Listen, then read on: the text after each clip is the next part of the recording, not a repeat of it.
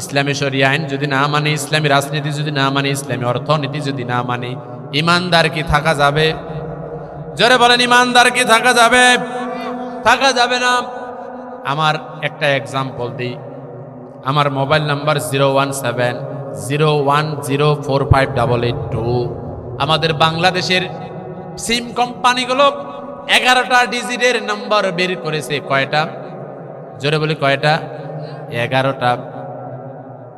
এবার বলেন তো দেখি, একটা নম্বর শেষে 2টা বাদ দিয়া যদি আমার সহকারী অধ্যাপক সাহেব আমাকে যদি ফোন দেয় 10টায়, ঠিক আছে, কল কি আমার কাছে আসবে?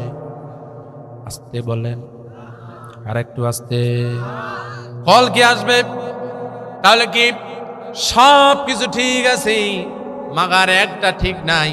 এবার ওই 2-এর জায়গাও যদি 3 দেয়া ফেলায় তাহলে তো কল আসবে? আসবে? কল যেমন আসবে না, দুনিয়ার সিস্টেমে 11টা নাম্বার ডিজিট, এই 11টার মধ্যে 10টা দিয়েছেন, আমার কাছে কল আসবে না। ইসলাম আপনি সব কিছুই মানেন, শুধুমাত্র যদি একটা অক্ষরকে অস্বীকার করেন আপনি ইমানদার থাকতে পারবেন না, কাদিয়ানীদের মতো কাফের হয়ে যাবেন। কথা বলেন ঠিক কিনা?